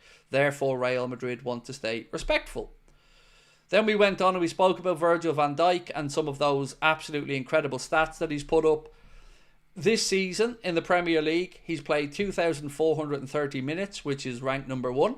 Successful passes, he's made 1,877, ranking him number 1. Touches, 2,361, ranking him number 1. He's had 86 aerial duels, 1, ranking him 2nd, and headed clearances, 74, which ranks him 5th. But all in all, an incredible season from Virgil. We then went on to say that Chris Kavanagh will be the official on Wednesday between Liverpool and Newcastle. The last 2 games that Chris Kavanagh has been the man in the middle for Liverpool were a 2-0 victory over Manchester City at Anfield, and Forest won, Liverpool won at the City Ground. We also had a story from James Pearce that said Liverpool will receive a £2 million bonus from Nike if we are crowned Premier League champions. This is my favourite, I guess, X post of the day that was sent to me, or Twitter post of the day, or tweet of the day. It's from a gentleman called Andy the Red 83, or at AndyGNI, and it says, it'll be interesting to see how Arteta lines up at Anfield. I reckon it'll be 2 banks of 10 either side of the Liverpool players as they walk onto the pitch. Top notch. Love that from Andy. Basically, you know, a guard of honour. Lewis Steele reported to say, new, with 89 minutes on the clock, Trent Alexander-Arnold got a rollicking from the boss for jogging and not sprinting back into position. He was substituted. Standards. I love that Arne holds to high standards. Now here's a story that has nothing to do with Liverpool, but is absolutely sickening. A Metropolitan Police officer has been dismissed after throwing a flare into a crowd and tragedy chanting while attending football matches as a supporter. One of the tragedy chanting events was against Leicester City when he started talking about the accident for their owner.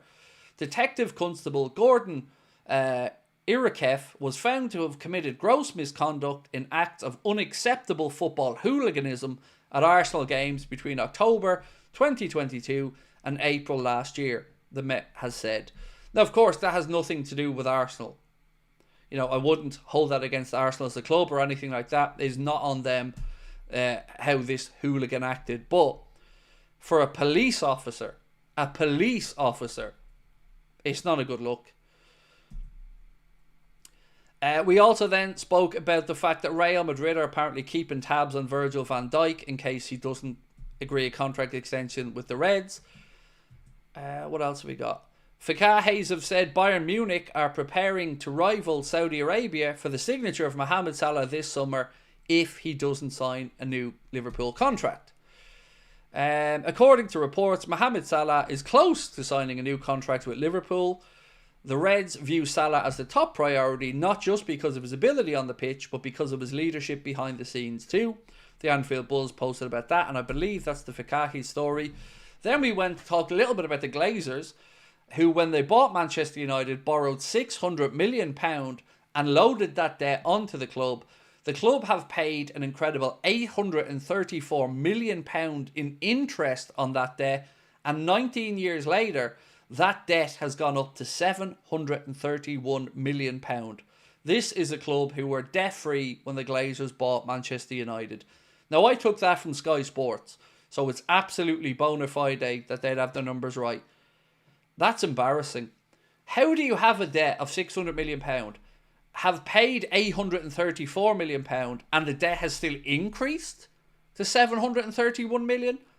So that £600 million has seen the guts of £1 billion paid in interest, and the debt has gone up to £731 million. That is despicable that is happening at any business, let alone a club like United. It's mental. Craig, do you think Trent will adapt well in Madrid? No. I think he'll have moments where it worked well for him, but he'll also then have the moments where his defending is not what Madrid fans want, and then you'll see the Carvajal calls, and you'll see him get rinsed in the media. I don't think it's going to end well for him if he goes to Madrid, but it's his decision and his career. Eddie Cox-Wilkins said, "You're the voice of the voiceless." Mate, I'm just me. You know, I try to highlight issues that I think are important, but I appreciate your support, Eddie. Stuart said, "I hope Trent has signed for Madrid. Look at the weekly ratings. He's not of the lowest every week, yet somehow he thinks he's worth 300k a week." Again, I don't know what Trent's wage asked. Well, I don't like the word demand from players. I don't know what Trent's wage request is. I don't. All I want to know is what's happening. You know, is he staying or is he going?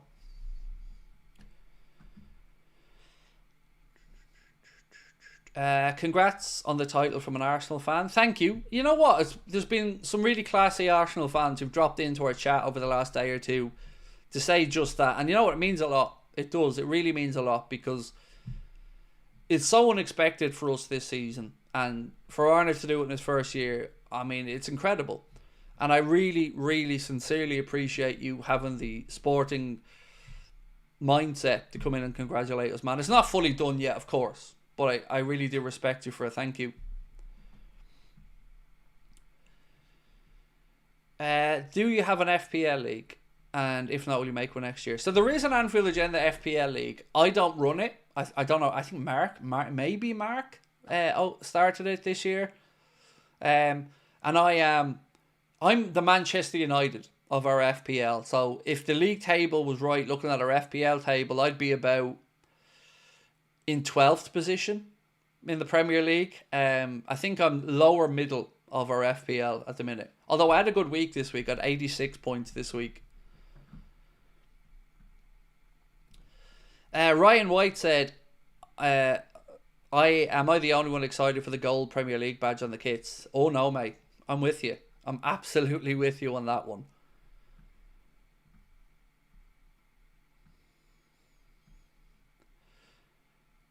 People acting like we've won the league with 11 games left. We have.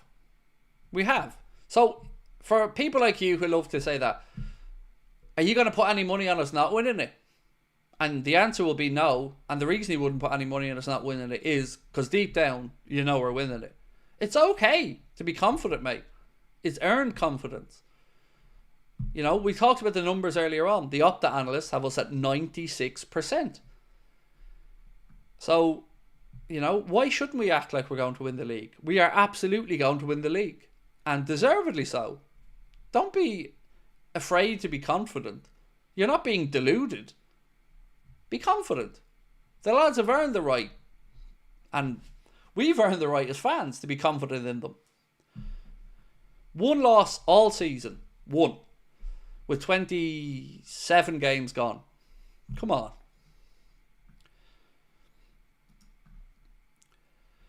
Paolo. How are you, my man? Paolo said, let's not forget Klopp softened up City and Arsenal.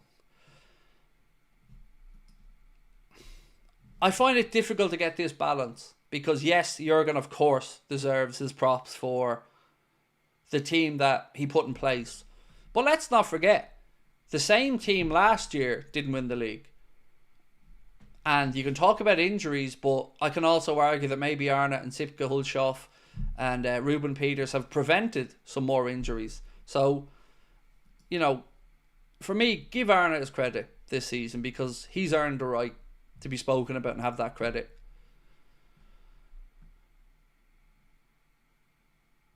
Craig, are you doing or considering another channel? I'm still unsure of my future on this one, to be honest with you. Another channel? I don't think so. No. I've always wanted to do a like Craig reviews type channel where we review like gadgets and food and, you know, interesting stuff. But I just don't think I'm an interesting enough person to pull it off, in all honesty.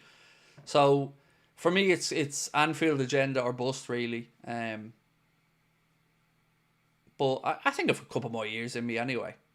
I think, yeah, I'm pretty confident of a few more years in me.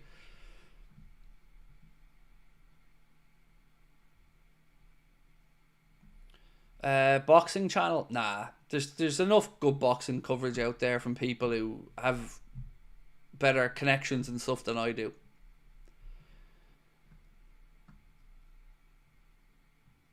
Corey said, hey Craig, still mad to think you're Jerry's nephew/cousin. Sent your clip to him today of the shout out. He asked if I knew you yesterday, and I said I watch every single night. That is nuts, Corey. As you said, Jer messaged me last night, and I messaged him back today to say I managed to say hello to you last night. It still blows my mind that anybody knows who I am or the channel is. So yeah, man, thank you for your support. Roosba, I watch you more than I watch TV or anything else.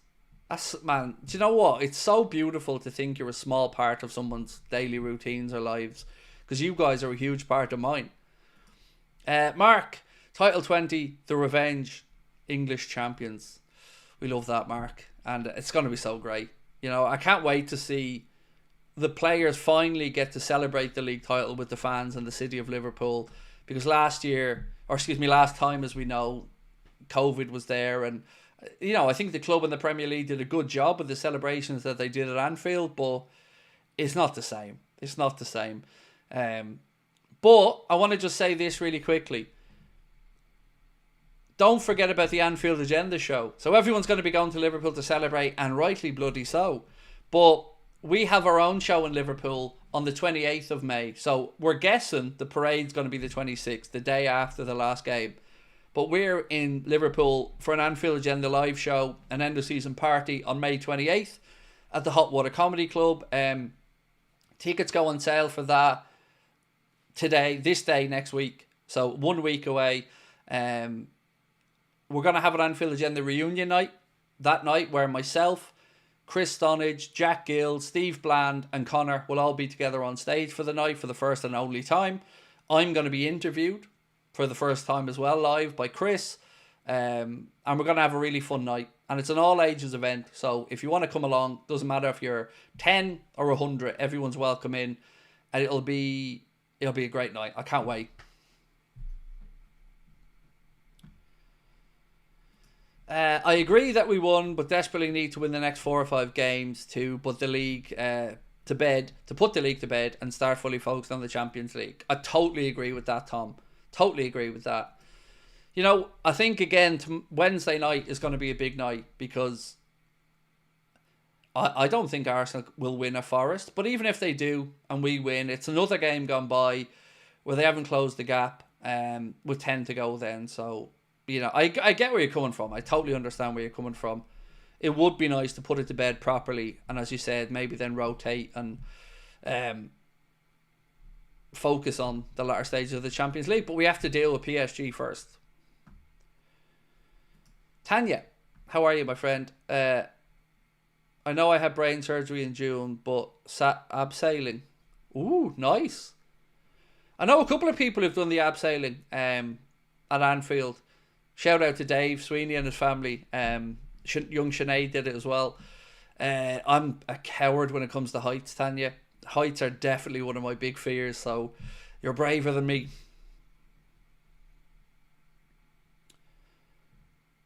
When did you start supporting the Reds? 1989, 90. That season. Can I come as an Arsenal fan? Of course. So, you know, we've got fans. We've got Everton fans who've come to our shows. We've got Chelsea fan Luke. Shout out Luke there if you're in the chat. He's come to a couple of our shows. He even came over from the UK to Dublin for our first ever show, which was incredible. So yeah, we've had people come from Australia. Brian came over from Boston for a show. We've had people come in from Poland for a show. It's incredible, and it's so lovely to meet everybody in person and, you know, say thank you.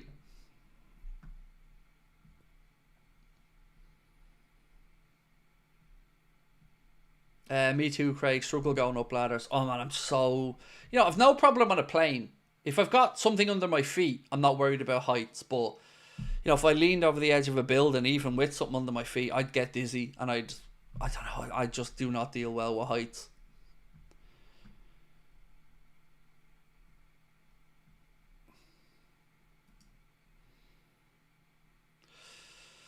Oh, Mark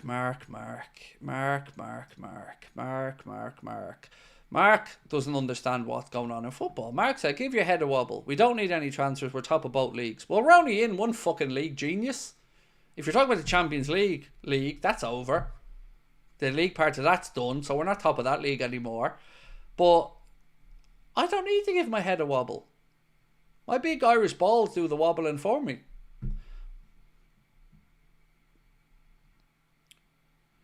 How many managers have won the league in their first season? I don't know. I could only really think of Antonio Conte the other day. I'm sure there are more who've done it. Mourinho. Did he do it with Chelsea in his first season? I can't remember. But I know Antonio Conte did it with Chelsea. Maybe Mourinho? They're the only ones I can, off the top of my head, that I can really think of. None for United since Sir Alex. Certainly didn't do it in his first year. Wenger, unsure. Was Ranieri in his first year at Leicester? I don't know, to be honest. Maybe he was. I have no idea.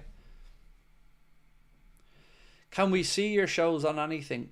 Somebody asked us that, and there is a way that we could record the shows. The Hot Water Comedy Club do have the ability to record and I think stream the shows. But my problem with that is we say a lot of stuff in the live shows that I want kept in that room, you know, because some of it is a bit close to the bone. Some of it is, you know, personal stuff that you share on the night. But we are looking into it because somebody did email us from the States asking was there a way that we could do it. And there is. So leave it with me and I'll try to figure it out if there is a way to do it. Or if there's a we can properly do it is what I should say.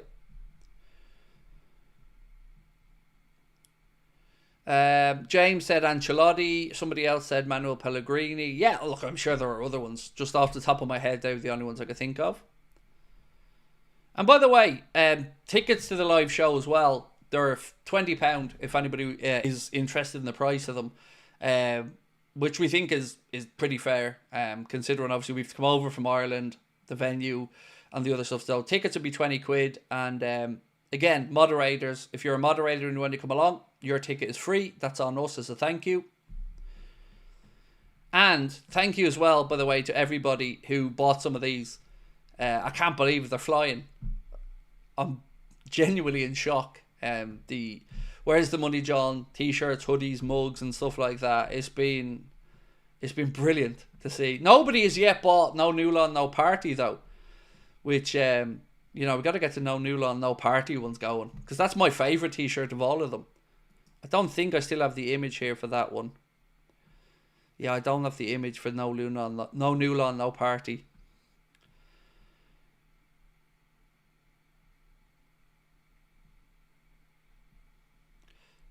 Put out little snippets of the show. Channel would be good. Yeah, look, leave it with me. I'm going to talk to Connor about it and see if we can figure out a way to do bits and pieces, or all of it. How many mugs have been sold? Don't know the exact answer to that, man.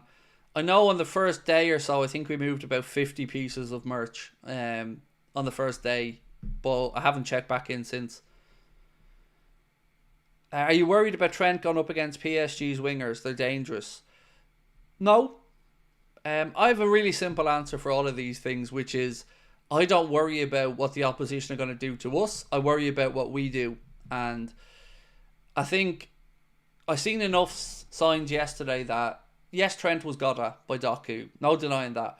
But I seen enough cover and help for Trent there as well. So if Doku did get past Trent to get to the byline, more often than not, Ibu stepped in to the 6-yard box, to the edge of it, and cut out the crosses. So it's about just making sure those crosses don't reach their intended targets. And you're always going to come up against tricky, pacey wingers in top-level football. And that's why you need to be doubled up on these guys. So whether it's Szoboszlai dropping back in or Mo dropping back, you're going to need somebody to help on both flanks against the likes of Dembele and that. Conrad said Mourinho 0405, Ancelotti 09 2010, Pellegrini 13-14, and Antonio Conte 16-17. Thank you, Conrad. Appreciate that.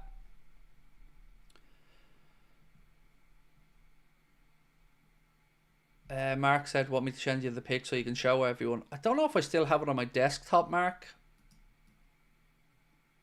I'm trying to have a look here. Yeah, I don't think I have it. Yep, I don't have it. I think I deleted it. Nah, it's all good, Mark. It's all good. Appreciate the offer, though. You know, if people have a look on AnfieldShop.com, they'll see it all there themselves. And if you are a member, by the way, just a quick heads up, there's a 10% off code in the membership tab of our YouTube channel for anyone who's a member. So check that out before you look at anything to make sure that you get yourself that 10% off. How far do you think we make it in the Champions League? I'm going to go as far as to say semi-final at the least. Madrid or Arsenal, if they are the clubs that make it to the semi-final, that's going to be tough. But I'm very happy that the second leg of that would be at home. The quarter-final against either Club Brugge or Aston Villa, the second leg of that will be away from home, so that could be tricky as well. But I'd fancy us against either of those two. I fancy us against PSG. The Real Madrid / Arsenal semi, that would be a very interesting two legs. I'd personally prefer to play Real Madrid, but we have to get there first.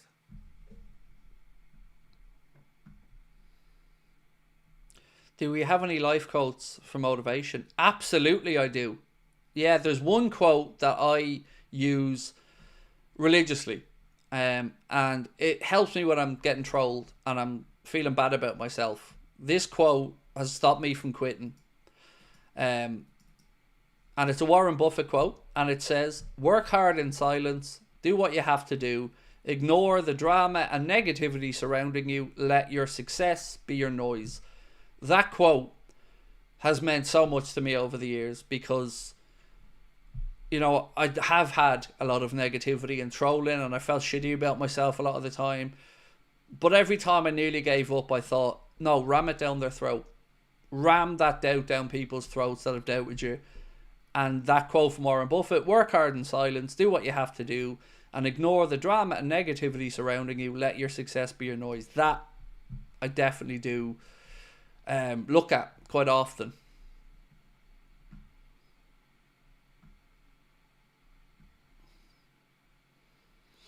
I've done the stream recap already, my man. I only went through it about 15 minutes ago. Went through every bit of the news. So if you just want to rewind it back a little bit, you should be able to go through it all. I'm not going to put out a recap video tonight because we've got a video coming out early in the morning as well, the preview for the Newcastle game.